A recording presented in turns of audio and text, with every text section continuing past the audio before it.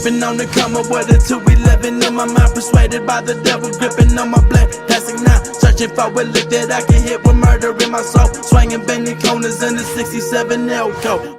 Hi everyone, today I would like to address the hardcore fans who want to know everything about One Piece by shining some light on that foggy place called the Florian Triangle mystery. To all hardcore anime fans that watched couple of anime throughout the years, by now you should have seen a pattern in the biggest anime ever. It shouldn't surprise you that many great writers include folklore, tales, legends and myths into their work. Oda used many legends, myths, gods, and deities from around the world like Pluton, Poseidon, Hydra, Shandora based on El Dorado, the City of Gold, Cerberus, the three-headed hound of Hades that guards the gates of the underworld, and much more. The Florian Triangle is no exception, as it is a depiction of the Bermuda Triangle, where many ships and small planes end up missing. The Florian Triangle is found on the way from Water 7 heading to Fishman Island. It is covered in a heavy fog that sunlight cannot pass through. Kokura said that many pirates and other ships go missing every year, but sometimes ships will be found man-less wandering in the sea. It is fairly known that haunted ships have been found sailing the seas, but that was revealed that it was Brooks' fault. 10 years before the series, Gecko Moria must have heard about all these stories before, so he went on his ship Thriller bark to the Florian Triangle and used the thick fog into trapping victims by stealing their soul and keeping them in the dark fog. The mystery of the Florian Triangle came before him, so the disappearance of ships wasn't all his doing but something prior and more sinister. Thriller bark is the world's largest ship in the series so far. Oars was 39 meters height, around 23 times the height of the average human. He was still small taking into consideration with the Thriller bark. Now if you take also into consideration the three dark shadows present in the Florian Triangle, we cannot imagine the height of this creature.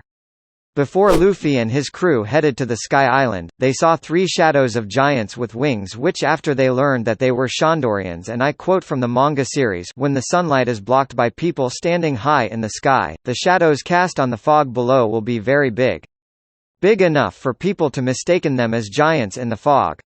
The biggest animal in the series that we had the pleasure to see, Zunisha, the millennium-old elephant having the mink tribe living on the island Zo on its back.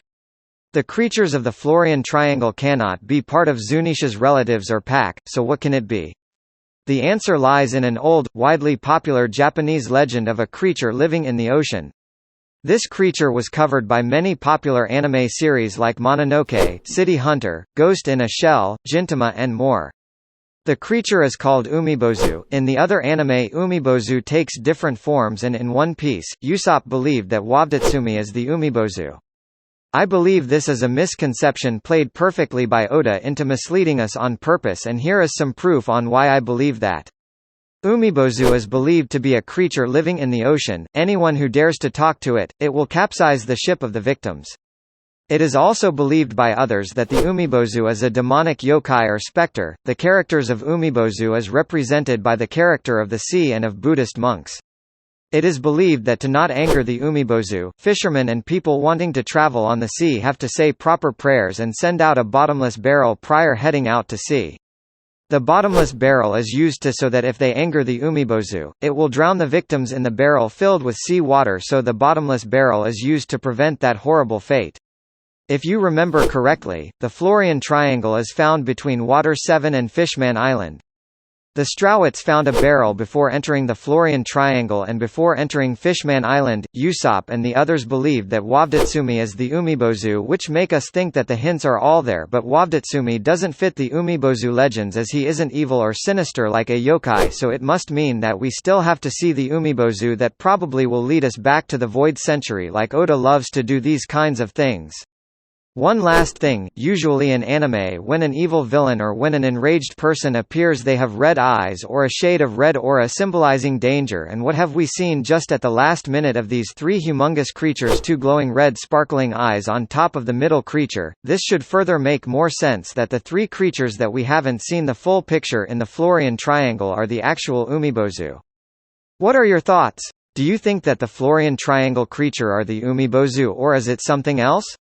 Let us know in the comment section, and hope to see you again in the next post.